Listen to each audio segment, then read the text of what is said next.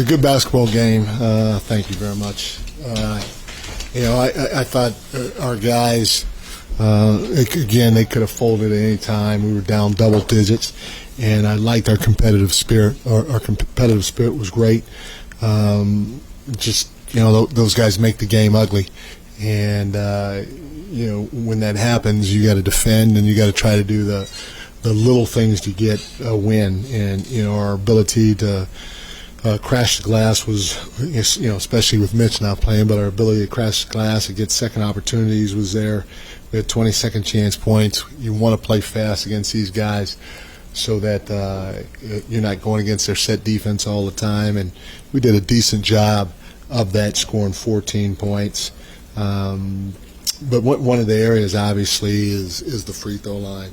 SGA he's a tough cover, and he does a great job of convincing the referees, probably better than anybody in the league, that he's getting hit.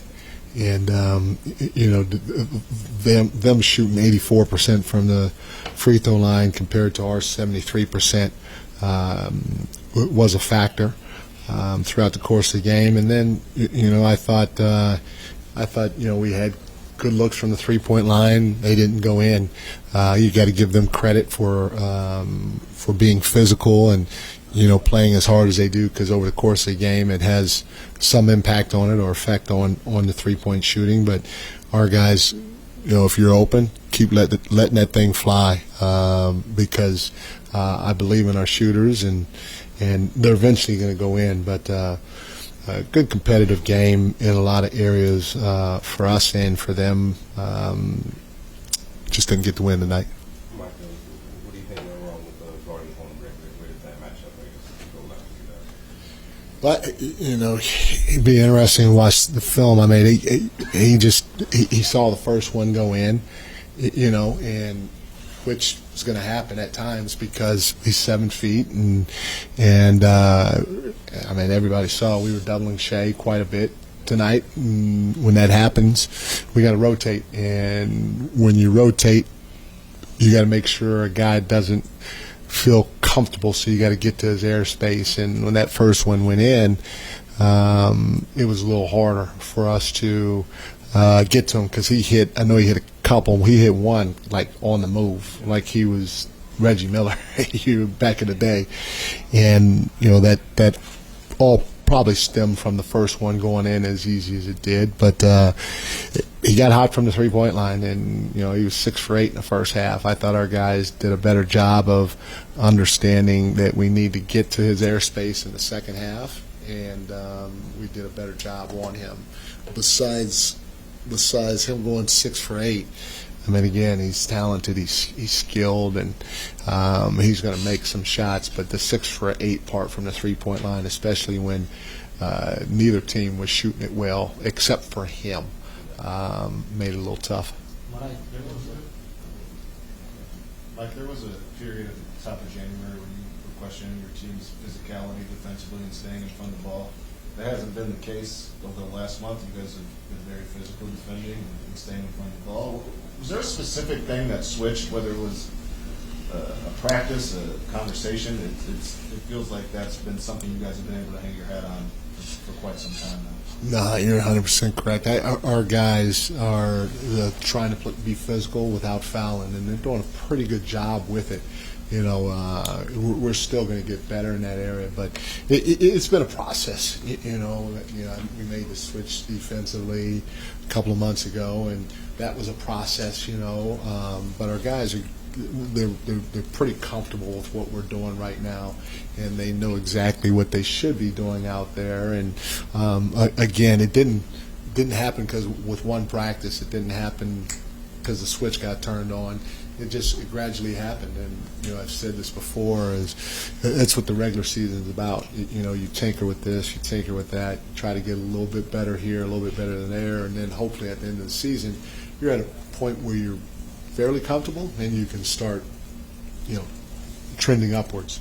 Mike, building off of that, because you guys were doubling Shea so much tonight, you were putting yourself in rotation. Yeah. The second half, it really seemed like there were so many possessions where it was just like the helper, then that helper helps that helper, and you guys were moving pretty quickly. Yeah.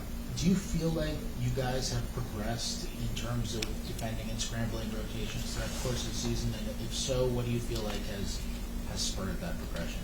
Yeah, again, it's just time, just continuing to watch film,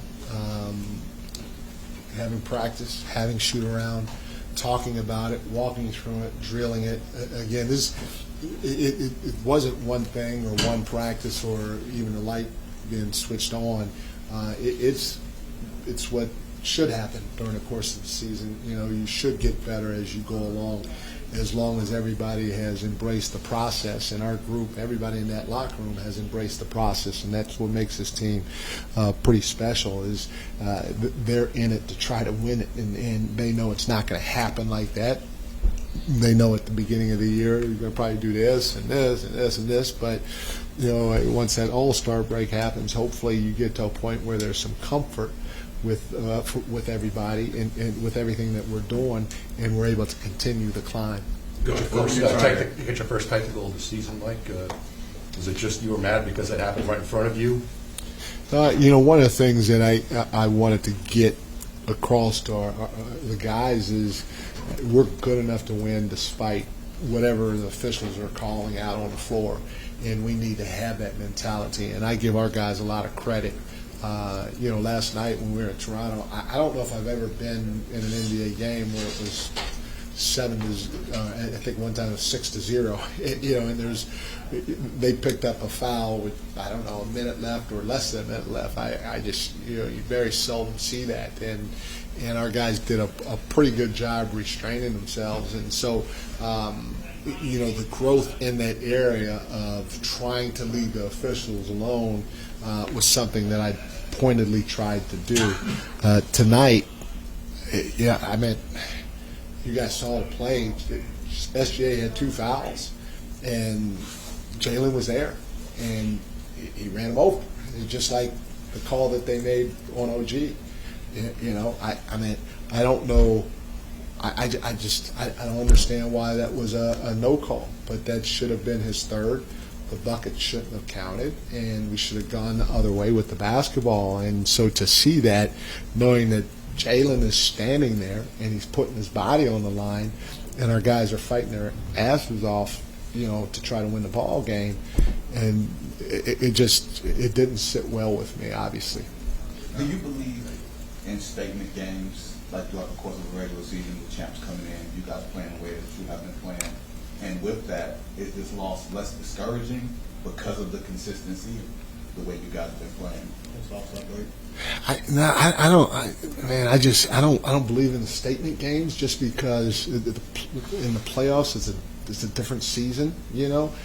But are there games that are quote unquote big games, or however you want to call it, from the standpoint that, hey, that's a really good team. Let's see how they defend us. Let's see how we defend them, because they're one of the elite teams defensively. So, you know, you could probably get more from that film than maybe from a team that might be 29th defensively. You know, a team that's 29th defensively and maybe is not as physical as them, things might come easy. You know, the flow might be easy. And so, you know, can you get something out of it? Yes. Do you still want to win those games? Yes. But seeing what they did, how they did it, why we shot 28% from the 3, why this happened, why that happened, it's a great learning experience to grow from. No matter if you want to win, but no matter if you win or lose, you know, and to see the competitiveness out there from our guys was something that I liked as well as the physicality. All right, thanks, Coach. Thank you, guys.